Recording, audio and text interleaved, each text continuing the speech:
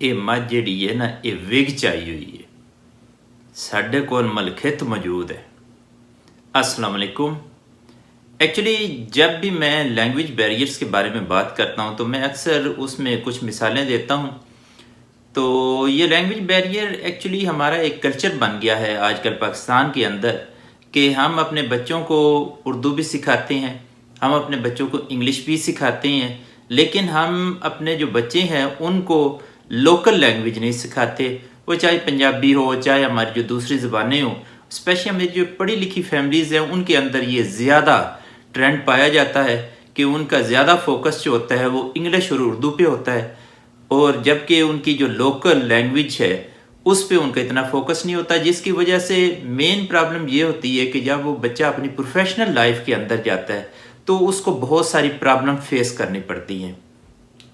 ये मैं वाक़या अक्सर सुनाया करता हूँ कि जब ये गोजरा को नया नया थाना बनाया गया, इससे पहले म्याना गोंदर मंडी बहाउद्दीन में थाना था, तो इसमें से ही अलहदा करके गोजरा की एक हदूद का एक थाना बनाया गया। तो जब ये नया नया थाना बना तो इसमें एक SHO साहब आ गए। वो SHO जो था वो आउट ऑफ डिस्ट्रिक्ट था, और वो स्पेशली यहाँ की जो लोकल लैंग्वेज है या ये हम जो पंजाबी ठाठ पंजाबी या जिसको बिल्कुल एक खालस पंजाबी बोलते हैं या जंगली ज़बान बोलते हैं, कोई इससे ज़्यादा फेमिलियर नहीं था। तो होता कुछ इस तरीके से है कि इस इलाके में वैसे भी ये जानवरों की चोरी बहुत ज़्यादा है। तो एक गांव से ना एक भैंस चोरी हो जाती है।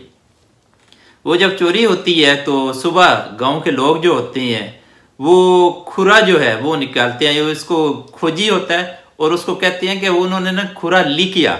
वो खुरा लिखते हैं और वो खुरा लिखते लिखते ना एक वहाँ की बड़ी वेल नोन फैमिली है उसके दायरे तक चले जाते हैं।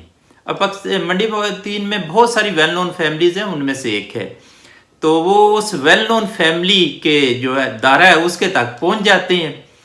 तो वो उनसे डिमांड करते हैं कि हमारी भैंस आपके पास है। तो वो लोग आगे इससे रिफ्यूज़ कर देते हैं, क्योंकि मंडी बहाउद्दीन में सिर्फ चोरी चकारी नहीं, रस्सागिरी भी बहुत ज़्यादा है। जो यहाँ का ज़िम्मेदार है ना वो रस्सागिरी भी बहुत ज़्यादा करता है।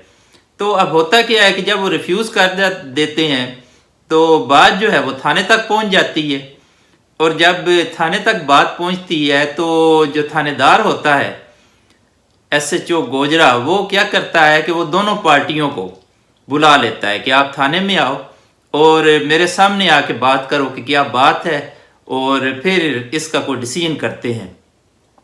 अब जब इस तरह की कोई बात हो जाती है तो ये पुलिस करती क्या है अब नहीं मुझे पता, प्रेजेंट सिनारियो में शायद वही अभी भी वो इनका तरीक़ाकार वही हो, लेकिन ये करती इस तरह थी कि दोनों पार्टियां भी आती थी।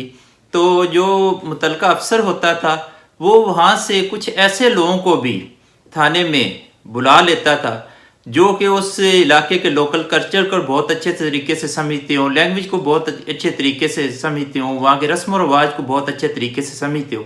तो उनको भी वो बुला लिया करता था उधर थाने के अंदर।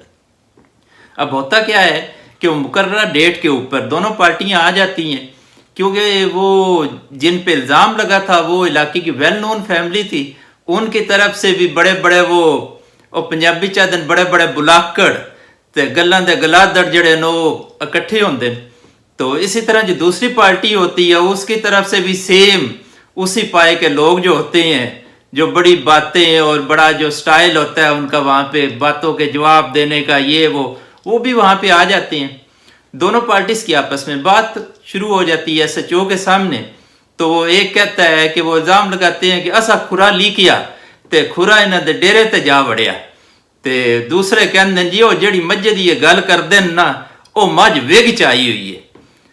अब वो आगे से कहते हैं कि इन्हां ने एडा ही है उहदे ते शक ते साडे कोल न्याय लै लै, ते आदन ते सिरे दा न्याय दे छड्डे आ, नहीं ते मालवा न्याय दे छड्डे आ, साडे कोल मालवा न्याय लै लै। तो वो आगे से कहते हैं नहीं नहीं ऐसा न्याय नहीं लेना, साडे कोल ना मलखित मौजूद है। तो जो SHO होता है ना वो बड़े अभाम से बातें सुन रहा होता है, उनकी ना बड़ी दिलचस्पी लेके कि ये क्या बात कर रहे हैं, और वो दोनों पार्टियां ने एक दूसरे पे बड़ी उठ के आती हैं कि ये पत्नी क्या इस तरीके से वो जो भी सवाल का जवाब बड़ी सख्ती से। अब उसमें होता क्या है कि SHO घंटा को वो आपस में बहस मुबासा चलता रहता है, اس کے بعد ایس ایچ او ان کو کہتا ہے کہ آپ لوگ نا یہاں سے چلیں، آپ بات بیٹھے تو میں ابھی آپ کا ڈیسیژن کرتا ہوں۔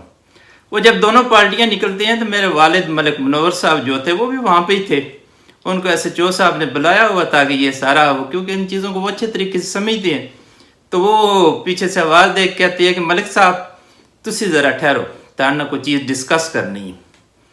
تو جب والد صاحب ادھر رک گئے تو وہ والد صاحب کو کہتا ملک صاحب اتنے میرے قریب آ جاؤ، تو کہتے ہیں کہ ملک صاحب ساری گلے دی سمجھ آ گئی ہے، یہ مسئلہ تو تھا بھینس کی چوری کا، یہ وگ میں کیا کرنا شروع کر دیا انہوں نے۔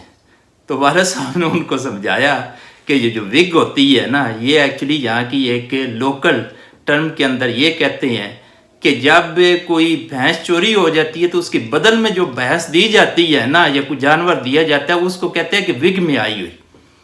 تو اس نے کہا کہ یہ ملکیت کیا ہوتا ہے؟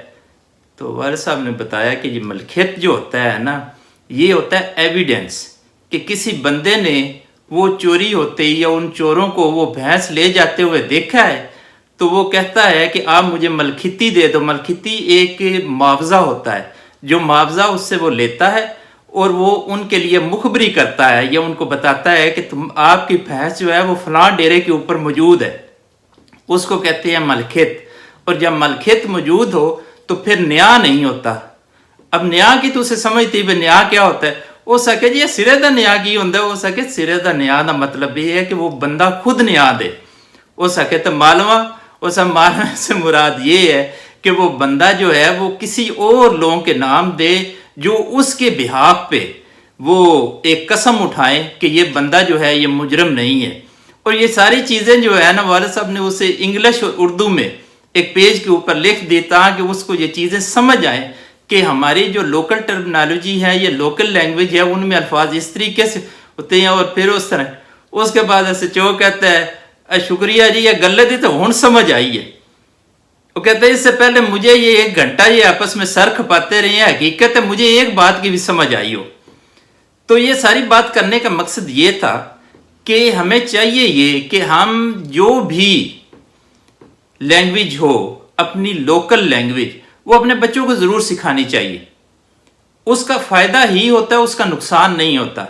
اور یہ جو ایک ہمارے اندر ایک انفیریٹی کمپلیکس پیدا ہو گئے ہیں نا جی، لوکل لینگویج نہیں سکھانی، صرف ان کو نیشنل لینگویج سکھانی ہے یا انٹرنیشنل لینگویج سکھانی ہے، یہ بھی ایک انفیریٹی کمپلیکس ہے۔ تو ان کمپلیکسز سے باہر آئیے، ان کمپلیکسز سے باہر آ کر اپنے بچوں کو اپنی لوکل لینگویج بھی سکھائیے، نیشنل لینگویج بھی اور انٹرنیشنل لینگویج بھی۔